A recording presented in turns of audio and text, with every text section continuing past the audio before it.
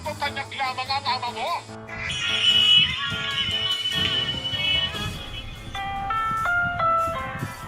Ang programang ito ay rated SPG. Striktong patnubay at gabay ng magulang ang Nalaman na ni Don Pepe ang totoo kung sino ang tunay na ama ni Zoe. Alamin natin ang mga kaganapan.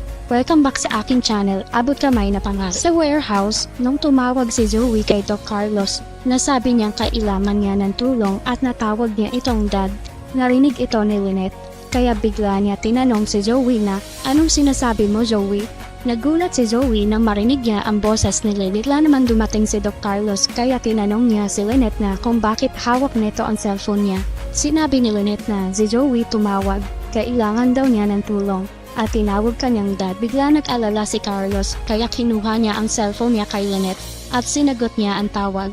Tinanong niya si Zoe na bakit ano ang nangyari sa'yo. Sinabi ni Zoe na nabaril ako sa braso. Kailangan ko ng tulong mo. Puntahan mo ako dito ngayon. Isisend ko sa'yo ang address. Mamadali si Carlos, binaba niya ang tawag at maya-maya sinabi niya kay Lynette na wrong number daw si Zoe. Akala daw niya ay ako si Robert ang natawagan niya at kailangan daw niya ngayon ng tulong. Bigla naman nag-alala si Lynette kaya sinabihan niya si Carlos na sige puntahan mo na siya, baka kailanganin niya na ng tulong ngayon. Pero Carlos, mag-iingat ka at tawagan mo ako kapag nagkita na kayo ni Zoe. Napao naman si Carlos at nagmadaling umalis para puntahan si Zoe. Sa sobrang pag-aalala niya kay Zoe, naiwan si Lynette na nag-iisip. Malaking palaisipan sa kanya kung ano ang nangyayari kay Zoe at kung bakit neto tinawag na dad si Carlos. Kahit sinabi ni Carlos sa kanya na wrong dial lang daw ito. Samantala sa Apex Hospital, nagpaiwan si Annalyn para bantayan si Giselle. Habang nasa kwarto si Giselle at Annalyn, nagkwento si Giselle kay Annalyn tungkol sa anak niya na kung buhay pa daw sana ngayon ang anak niya ay sana ay nakakasama niya ngayon at hindi siya nag-iisa sa hospital. Umiiyak si Giselle. Tahimik lang na nakikinig si Annalyn at maya-maya nagtanong siya kay Giselle. Sinabihan niya si Giselle na wag sana neto masamain ang itatanong niya na kung ano daw ang nangyari doon sa tatay ng anak neto at asaan na daw ito ngayon. Nagulat si Giselle sa tanong ni Annalyn. Hindi niya alam kung ano ang isasagot niya dahil siya mismo ay hindi niya alam kung asaan na ito ngayon. Kinalimutan niya na ito. Tumahimik saglit si Giselle. Maya-maya nagsalita si Annalyn na, "Pasensya na Tita Giselle. Kung ayaw niyo po sagutin, okay lang po. Huwag niyo na pong sagutin. Alam ko naman po na privacy niyo na po yun." Ngumiti si Annalyn. Samantala sa warehouse nakarating na si Doc Carlos. Sinalubong siya nila Dax at Belahadja. May dala silang baril. Sabi ni Belahadja, "Magandang gabi, Doc. Buti naman at nakarating ka dito." Nagulat si Doc Carlos. Bigla siya nagtanong kay Belahadja kung asaan daw si Zoe dahil kailangan niya na itong magamot.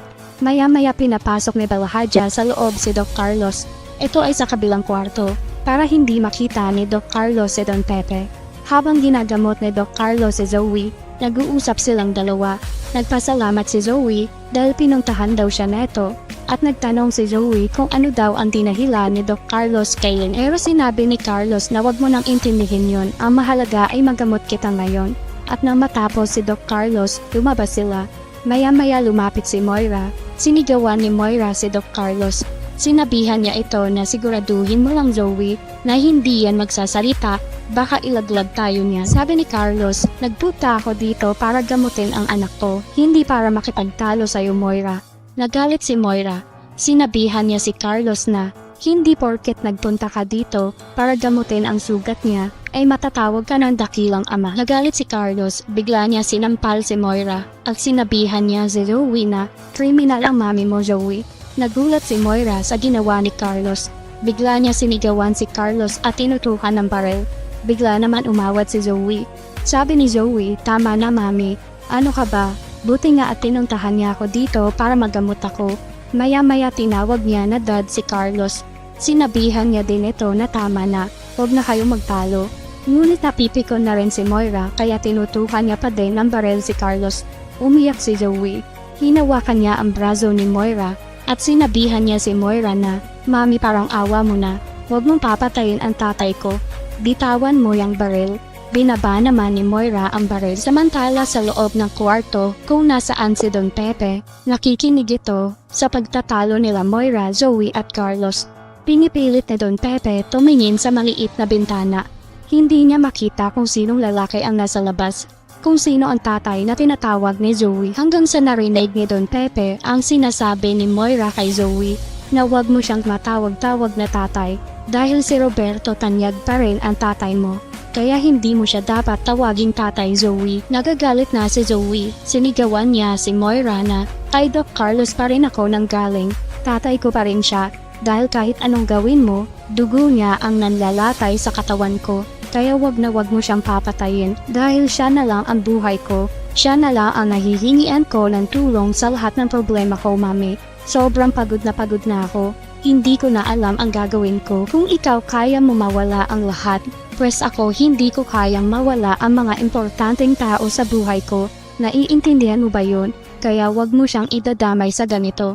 Natahimik si Moira. Samantala si Don Pepe gulat na gulat sa narinig at nalaman niya na si Doc Carlos ang tunay na ama ni Zoe. Malaking palaisipan nito kay Don Pepe na kung paano nangyari yun.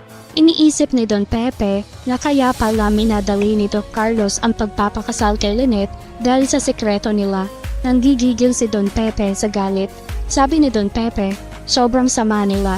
Pinaglaruan nila si Ubeng. Niloko nila ang anak. Nag-iisip si Don Pepe kung paano siya makakatakas. Kailangan sa lalong madaling panahon makatakas siya para masabi niya lahat kay Robert ang totoo bago siya mawala sa mundong ibabaw. Madami-dami pa tayo aabangan, kaya huwag kalimutan mag-subscribe sa aking channel.